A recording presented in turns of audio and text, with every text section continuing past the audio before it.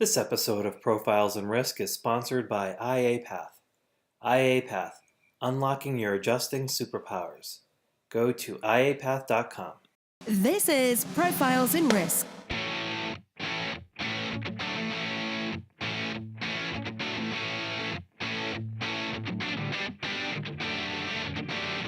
Hosted by Nick Lamparelli. Every week, we interview those who risk life, limb, fortunes, career, and reputation, and those who work behind the scenes who look to protect and enlighten us about risk. You can find the show notes and other insurance-related content at insnerds.com. That's INSNERDS.com. Now, on to the show. Hello, everyone, and welcome to Profiles in Risk. I'm your host, Nick Lamparelli. On this lovely Friday afternoon, I am pleased to introduce Carl Moulton. Carl is the managing partner of datMoose. datMoose is a site and technology that allows digital marketing co-ops, or DMCOs. A DMCO is a way for competing service businesses spread out over any geographic area to pool their financial and intellectual resources together to secure online exclusive leads delivered into the technology of their choice for each co-op member via a single consumer portal. Carl is also the operations manager at the Florida Insurance Group. Carl, happy Friday afternoon. Happy Friday afternoon too, Nick. Glad to be here. Yeah, it's a pleasure to have you on. We've conversed a few times online, and you wrote a wonderful article for Insurance Nerds. So thank you for that. I'm hoping we can touch on that potentially a little bit when we talk about agents and agencies. But I think the big topic for this particular podcast is the whole concept of DMCOs. Before we do that, could you walk us a little bit through your background? Okay. How far do you want to go? How far back?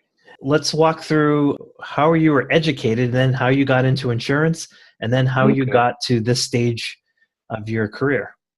Yeah, it was kind of a little bit cheeky the way I asked that question, but the reality of it is I'm a second-generation insurance agent.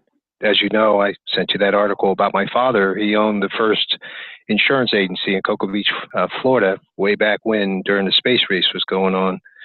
And so I kind of grew up around insurance. And then after high school, my dad wanted me to join the agency. And I said, that's the most dumbest, boringest thing in the world.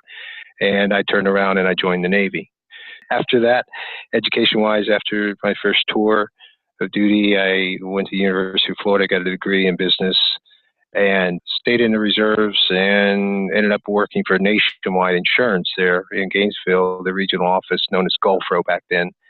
And so college educated at the University of Florida, business, went on to get my CPCU, CLU, CHFC education-wise, and started out as a desk underwriter, as my article that I wrote kind of indicated, and went on to be a underwriting manager, then a agent, then a sales manager, then back to being an agent, then independent agent in 2008 when Nationwide started out with the Florida agents when they started to move to the independent agency distribution channel in 2008, starting with Florida. Now, as you know, you read recently, I think this past week, that Nationwide is going to do the same thing throughout the country now.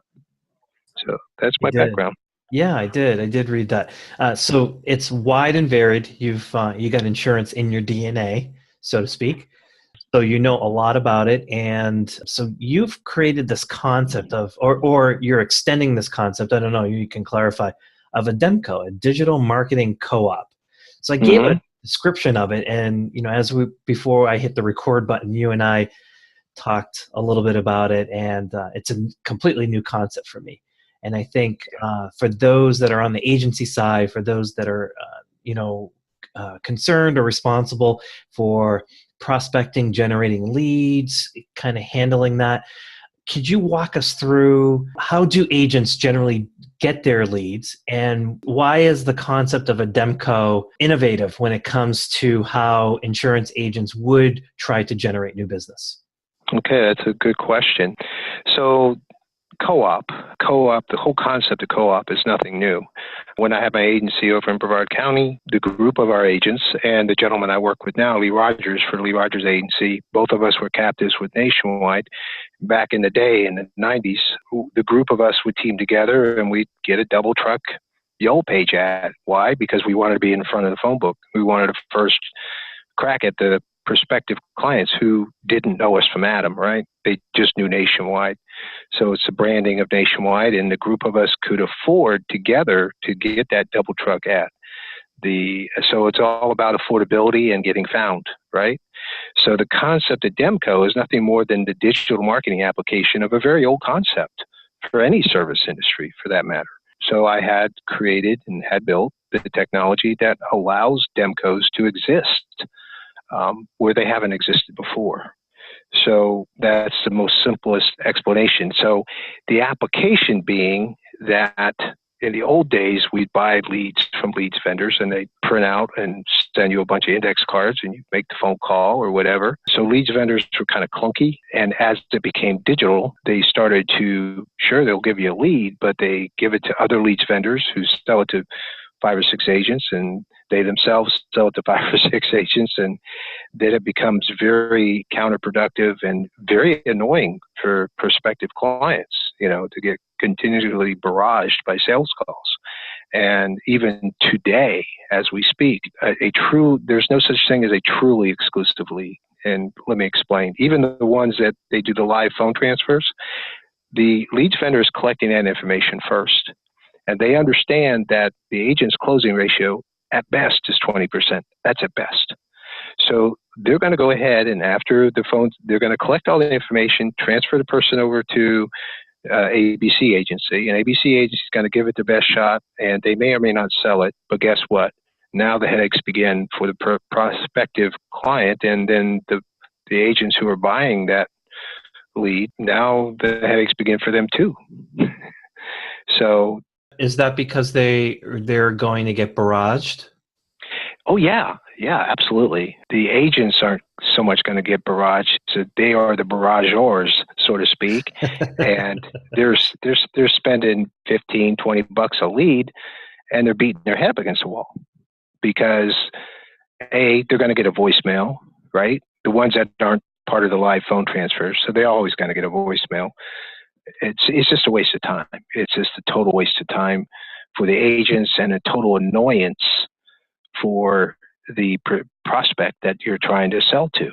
So the whole thing of DMCOs kind of brings back control of the process within the hands of the prospect and the agent. Why? Because back in the days of the Yellow Page, okay, I'm going to give this guy a call, right? So is it truly exclusive? No. After he's done with that, he can call somebody else, right? That's no problem, and that can certainly happen in the world of Ademco. But guess what? If it's in the hands of the prospect, if he wants to get hit up the side of the head by multiple phone calls, he's going to go to a typical leads vendor portal. If he knows he's going into a portal that he's going to get connected to the technology of that agent that he wants to get connected, okay, then that's okay. That's good. He knows he's not going to get barraged because the portal is going to say, hey, you're going to get connected to a local independent agent who's going to shop the market for you. In other words, from the participating agent's point of view, you're going to leverage many different things. One, you're selling your services as an independent agent that represents them. You're going to be able to shop the market for you, i.e. you're going to stop the shop. I like to say stop the shop because he doesn't need to go anywhere else. You're going to shop it for him unless he goes to a captive, which we all know they're on their way out the door anyway. So the second thing is it delivers incredible efficiencies to the agency. Why? Because we're going to open up the technology of their choice, not our choice, which means they have total control of that lead, which means we're not going to be able to sell it off to a bunch of different people. Why? We're a co-op. Okay, and that's the third strength. You're leveraging the power of the co-op to participate and get verifiably exclusive leads. The fourth thing, even if that agent is very proficient, getting found on page 1 already with his agency for local searches, You know, there's about 15 before the page break, about 15 or so hyperlinks to different agencies that are paying for getting found on page one. And maybe they're getting found organically. These days, even organic searches, you're going to have to pay a lot of money for SEO services. But nevertheless, the co-op can show up on page one also for that search. Well, when they click on the co-op and they click in the zip code that agent owns, guess what? Now the agent's showing up twice on page one. Pretty amazing. So the power of Ademco is very profound, and the efficiencies that are gained. So as the agent's technology improves, it's just a matter of swapping out the URL address. In other words, if that agent says, look, for artisan contractor, I've signed up with this MGA that has Hiscox and it's quote and bind. It's, they can get their quote 24/7. If they buy it online, and guess who gets the commission? And then the policy gets, sent to the agent. So he's open for business 24/7. Yeah. So from a Ademco perspective, how do the co-ops get arranged? Who is buying in bulk? Okay, very good. All right, so a true co-op consists of several different players. Okay, the most important player would be the members. Okay, that would be the agents. Or if it was a co-op set up for, say, a bunch of handymen, it would be a bunch of handymen, right? Because they're a service industry. Or if they're a bunch of dentists, it's the dentists. They're the members. In our example, it's the independent agents that start a co-op. They're the members, most important. The second group, or I should say, it's not a big group, it's basically an assigned entity. That would be your co-op administrators. It could be one of the agents of the group that says, okay, we're going to come together. We're going to manage the co-op. In other words, we're going to manage the back end, the one legal and buyer account for every line of insurance, for every zip code in the United States. So they manage it. And they get compensated, about the same amount as a good server would get after getting a good meal, 15 to 20% of the total revenue. They get paid that. Another entity would be the co-op digital marketing provider. Those are, when you start a co-op, usually you go out and hire somebody like, web.com or somebody who's actually going to do marketing campaigns, either Facebook, Google, AdWords, combination of things, number of things to drive traffic to the site on behalf of the membership. They get the bulk of the money. Why? Because they're the ones doing all the work to get traffic to the site, right? So they're going to get the bulk of the money. And then you would also have a group of what we call affiliate partners. They would be complementary vendors, per se, such as a carrier who happens to have a quote and bind form for general liability or homeowners or HO4, like Lemonade, whatever. They would let their agent group know, hey, this co-op exists. And they would actually host the monthly co-op meetings, because every co-op has meetings where decisions are made. So there you go. You have the members, most important. You have the administrators, you have the affiliate partners, and you have the marketing providers. Those are the groups involved in a typical Ademco. How many different agencies would a single co-op hold? And we'll get right back to this podcast right after a short message from our sponsor. I'm here with Chris Stanley, founder of IAPath. So Chris, what is IAPath and why did you start it? Well, Nick, I started IAPath because a friend of mine wanted to get into the industry and couldn't find anything online about how to become an independent auto damage appraiser. And I just thought that was crazy and kind of unacceptable. So I decided I wanted to make it easier to be and become an independent appraiser and adjuster by providing people with information, inspiration, and eventually certification. From the beginning, it was important to me that I'd be a real human being that people could connect to. Yet, I dreamed it would become an organization that was big enough to make a difference. So what is IAPath? We're here to give people a clear-cut path to becoming an IA. Thus the name IAPath. IAPath, unlocking your adjusting superpowers. Go to iapath.com. How many different agencies would a single co-op hold? 42,000 zip codes in the United States, and there's basically 5 core lines of insurance. So 42,000 times 5. There you go. That's the theoretical possibility. So I'm trying to wrap my mind around this because Okay. as you're describing this, I'm like, well, if there are multiple agents within the same co-op, isn't there a possibility that they're competing against one another? Or Not really. Or No, because we're spreading these out over geographic areas so that they get the economies of scale, but they're not going up head to head for the same need. Yes, sir. That's exactly correct. In other words, if you sign up to Ademco, you basically own a zip code for a request type, be it homeowners insurance, general liability insurance, business auto insurance, life insurance, Medicare supplements, you name it, whatever we put as an option inside of that co-op, you subscribe to that zip code, you own it. You're paying your monthly fees. You own it until you decide you don't want it anymore. Then you quit, right? But nobody else gets that. Why? And how is that verified? Because it's your URL address of choice, your mobile responsive web form that opens. Nobody else's. Oh, that's very interesting. Could you walk us through an example, like someone an agent that's decided they wanted to actually go through this, and how it was structured, and and perhaps even if you know it off the top of your head, some of the results they got from it, like what was the lift that made it all worthwhile for them? Okay, all right, well. It requires, if you will, an exclusive lead distribution engine that makes co-ops possible. And I think you've looked at the engine that we built and own called One Lead, One Buyer. It is a subscription-based application. Now, keep in mind, a co-op is a concept, and it requires those members, groups of individuals to make it happen.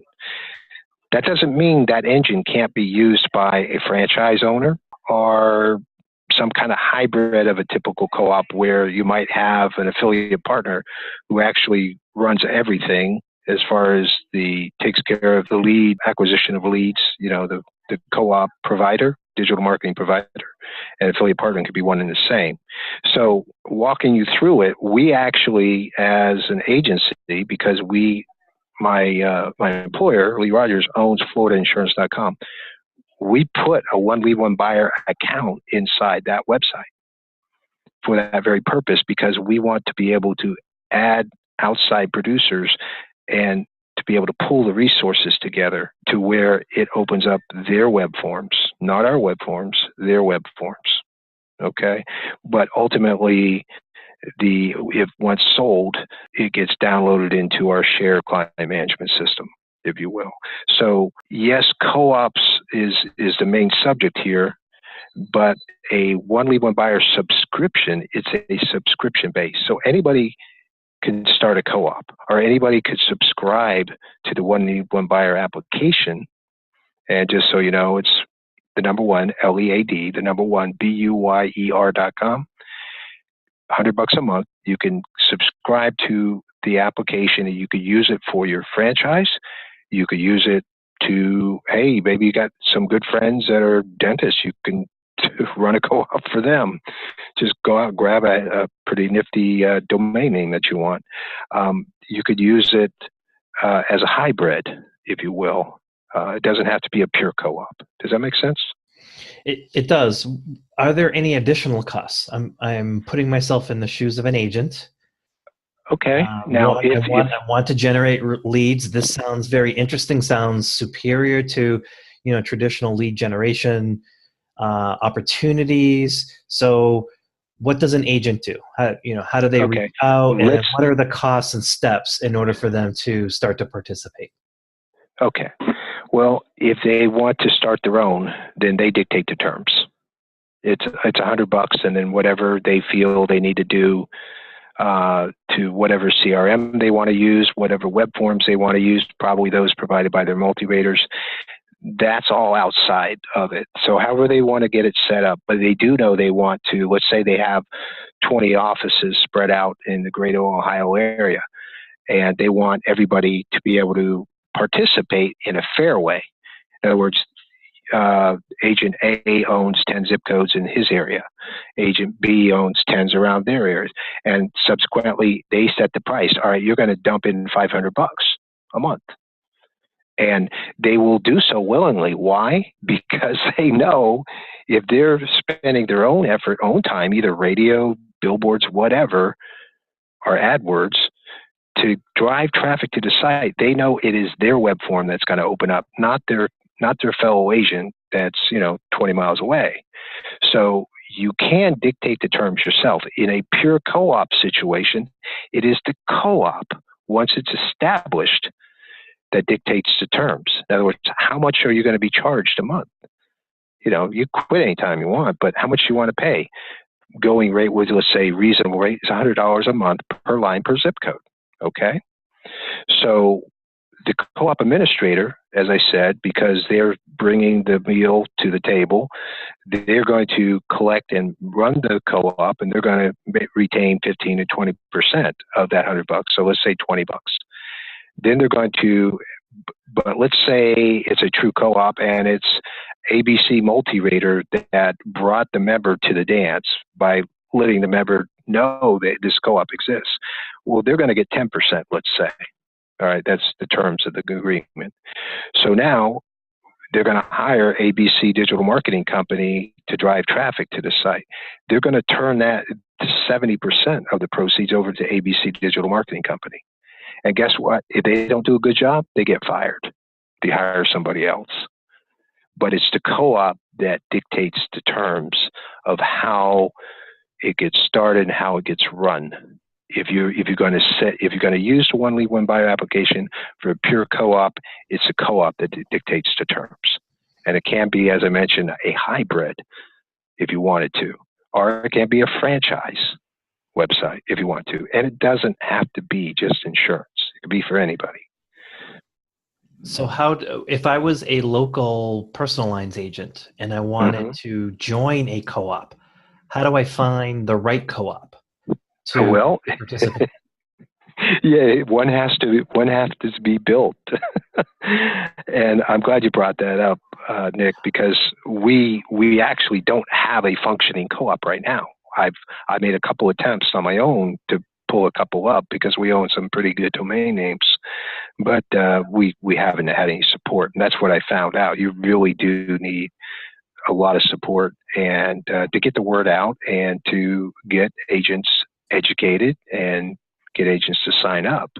So, for example, we own insurancerivals.com. Not a bad domain name, and we're actively looking for affiliate partners to help us get it off the ground. So if you know of any, it could be Insurance Nerds. If you want to be an affiliate partner, hey, it's 10%.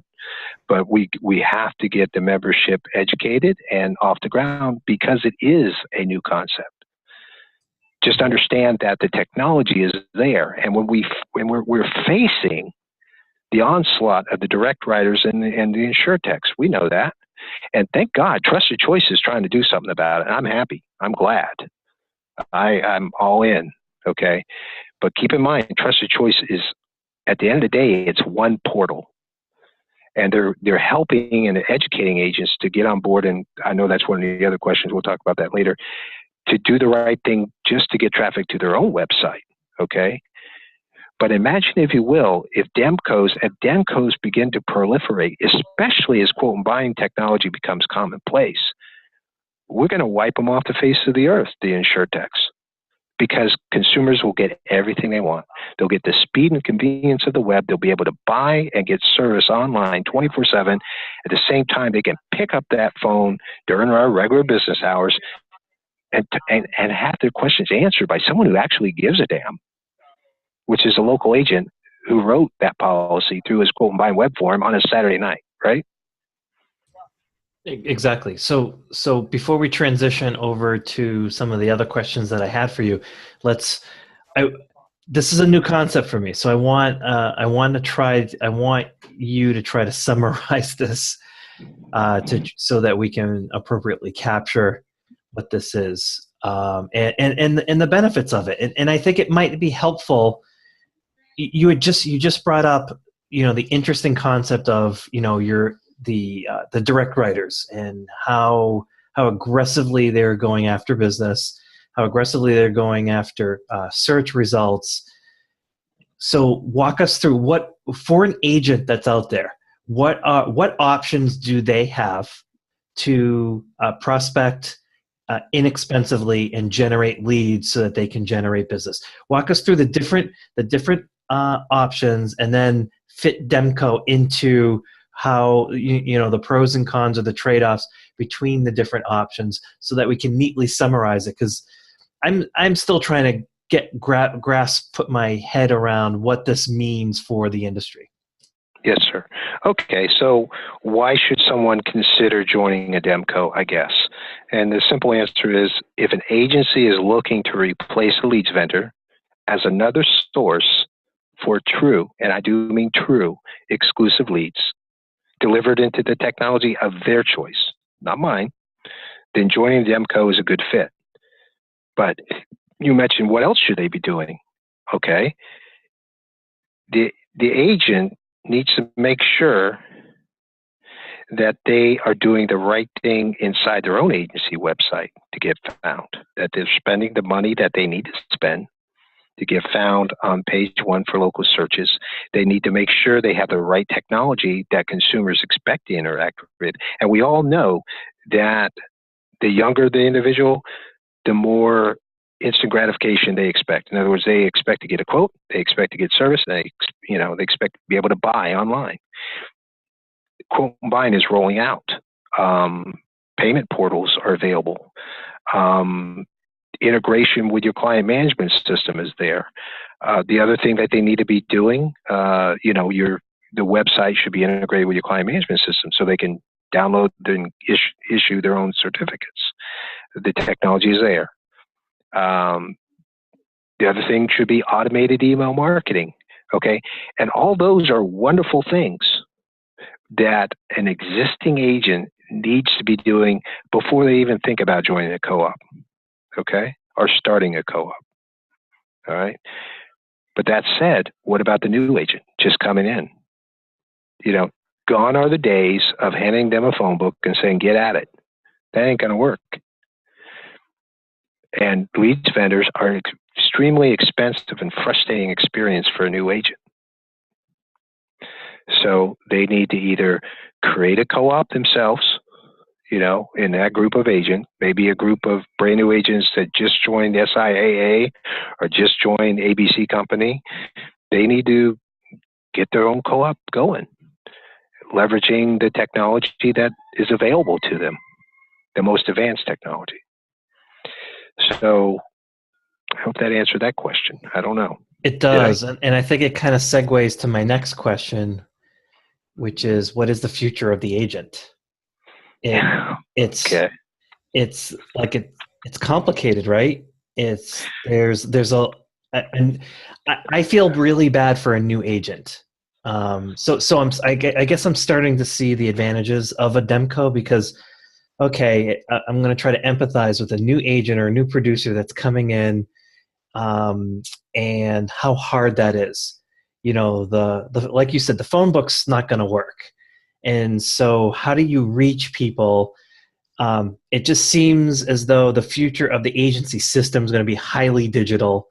We've interviewed a bunch of InsurTech startups that are building technology for agents. Mm-hmm.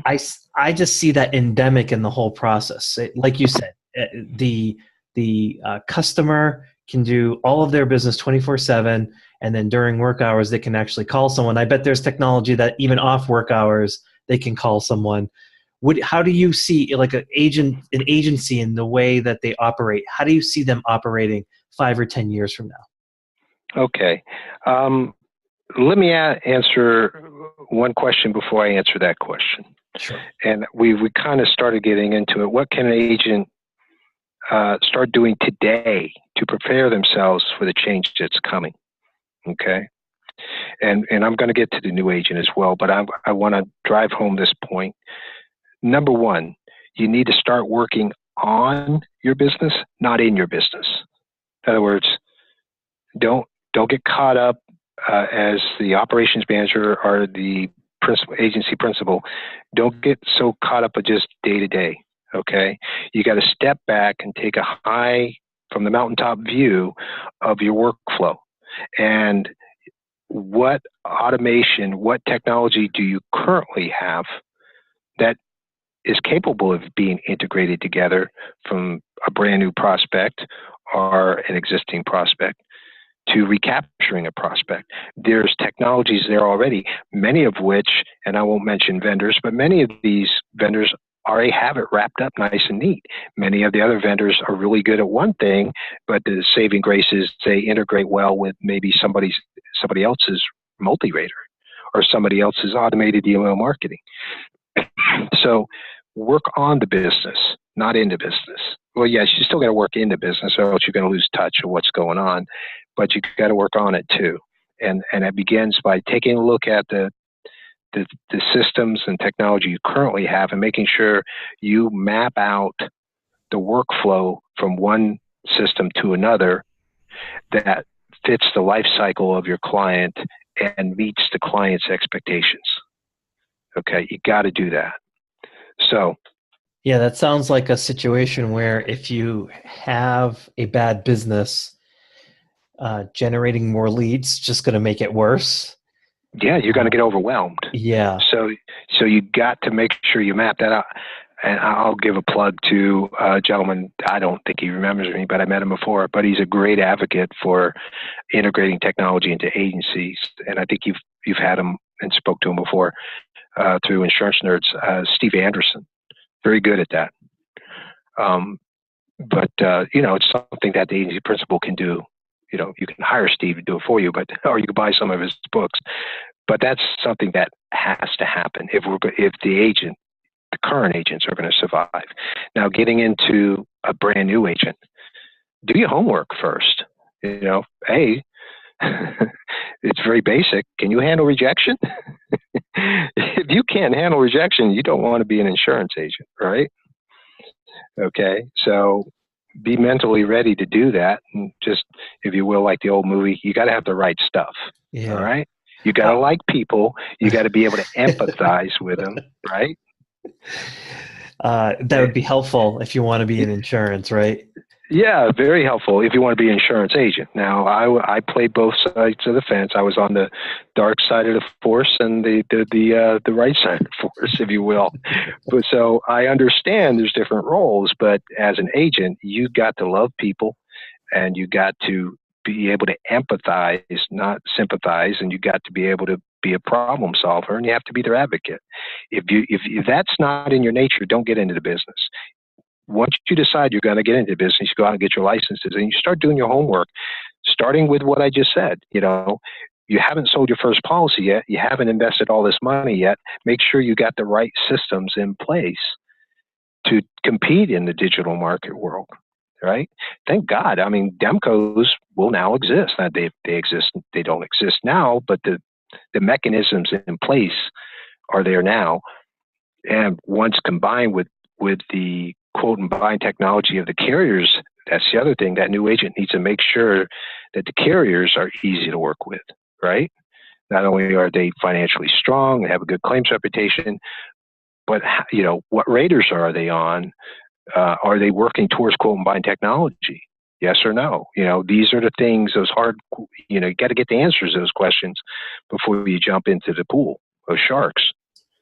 Yeah, right? I'm a little bit ignorant about this, but let's say like SIAA, are they set up in a particular way for a new agent to come in to do quote and bind? I'm very ignorant about this, so I think it would be very helpful I've actually had this conversation about SIAA. I know who they are, but I know very little about how all of that works. Could a new plug in?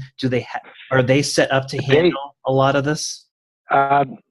Not really, but they are obviously very successful and good at what they do as far as helping agents come on board, giving them the right appointments. And they certainly know what's going on. So do they have quote and bind technology within their own consumer portal? that the agent can join. I do know they have a consumer portal. I don't think it's quote and bind technology oriented, and I don't think it's exclusive leads either.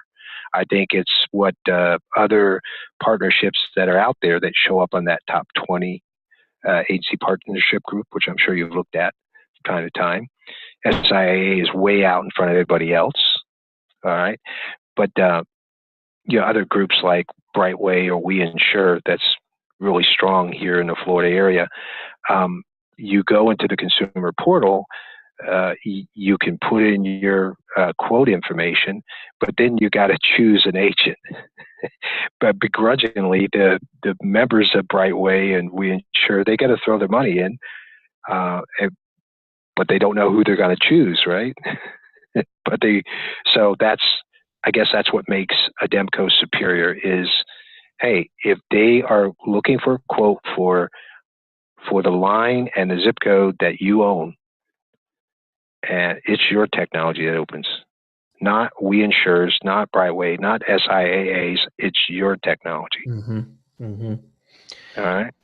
How important is niching to the success of the future agent? I think those are the two avenues that you can go if you're going to succeed in the future. If you're going to be a generalist, you better be able to leverage technology on a large level, and either go by way of a call center or by way of a partnership with multiple agents. If you're going to be a generalist, when I say generalist, I mean the core lines: personal auto, personal homeowners, life, small mainstream commercial, maybe Medicare subs. You got to really leverage technology there at that point, and you probably do need to join, one of those other groups that I mentioned, SIAA or We Insure, Brightway or Iroquois, or any number of those groups, if you're going to survive. And if you're going to be a niche agency, well, yeah, you're going to have to get really good at what you do, and you got to get the right carrier appointments. Like if you're going to be a condo specialist here in Florida, condo association specialist, you better have your act together. Technology isn't that important. Dealing with a bunch of board of trust, a bunch of HOA boards, they're all retired, that used to be big executives. You got to have a heart and a stomach to deal with that, as well as know your product, right? So, you got to either go niche, or if you're going to be a generalist, you really got to go big or go home, or join a group so you can get big. Yeah, for anyone listening, I will make sure I put in a lot of these organizations that Carl is mentioning. I'll put the links to those in the show notes. You could Google that top 20 agency partnerships, and they've been keeping track of this for several years now, and I think they're posted up already for the year 2016. Okay. And SIAA is on the top there, so let your listeners have access to that, maybe on our Slack channel or whatever, and you can post it up there. And that as well. That as well. Yeah, for anyone that's listening that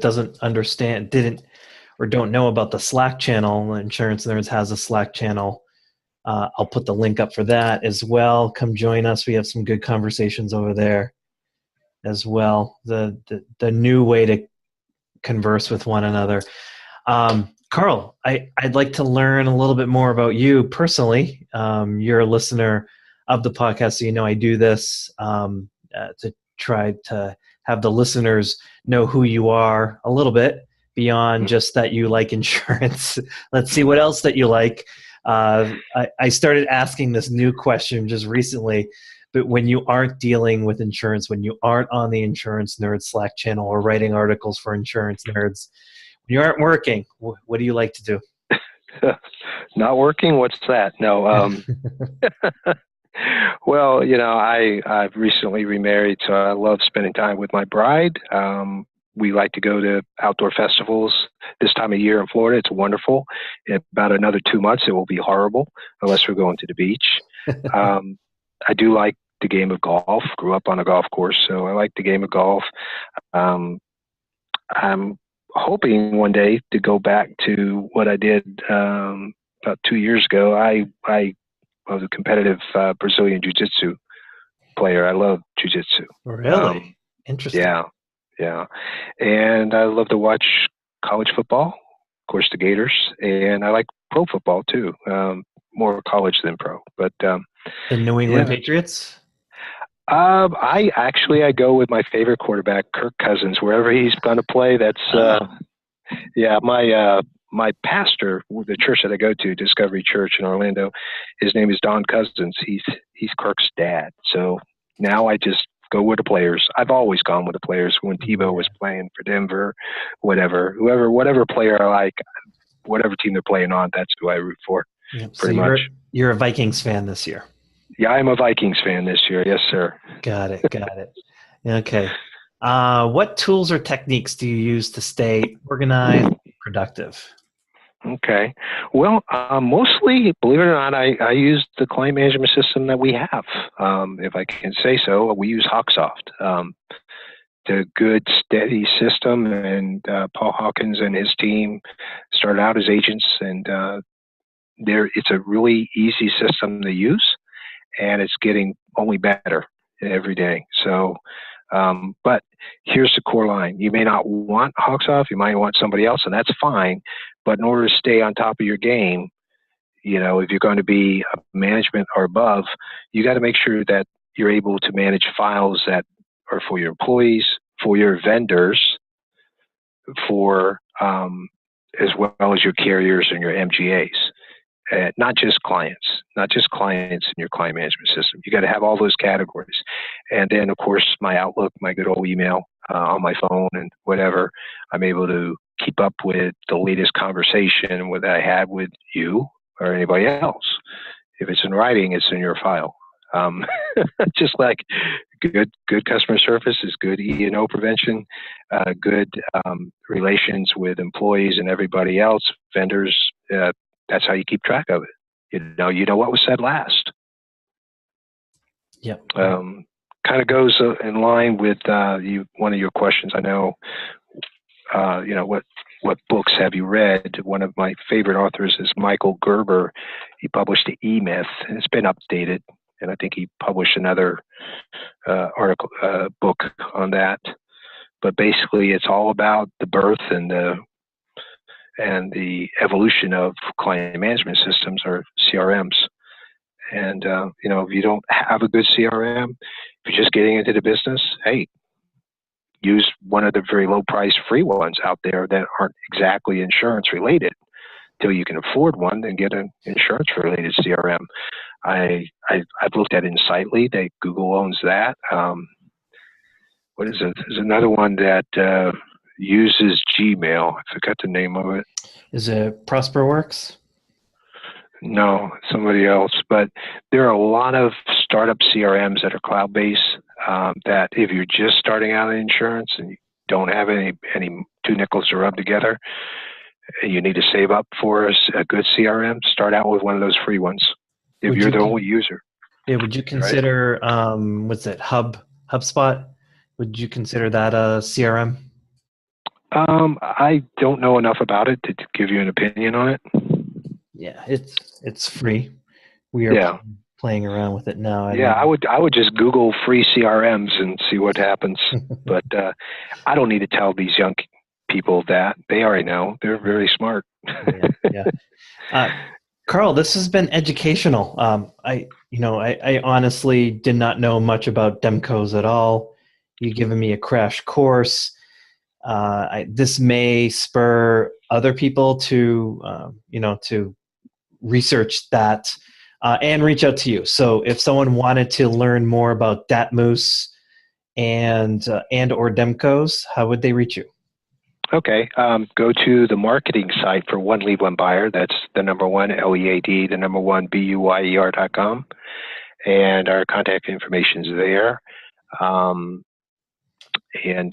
give us a call if you're interested in starting a DMCO.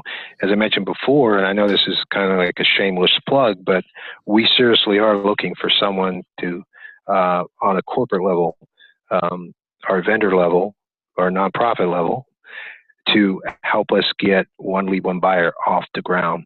not One Lead One Buyer, Insurance Rivals, which is powered by One Lead One Buyer, off the ground. It's the back end's already built. The domain, we own it. We just need someone to come along and help us get it off the ground. Just like Trusted Choice needed all these partners to get off the ground. We need to get Insurance Rivals off the ground. Again, 42,000 zip codes for every line of insurance available.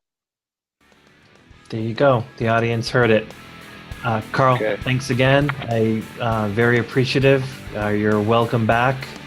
My guest this week has been Carl Moulton of datMoose. Carl, thanks again.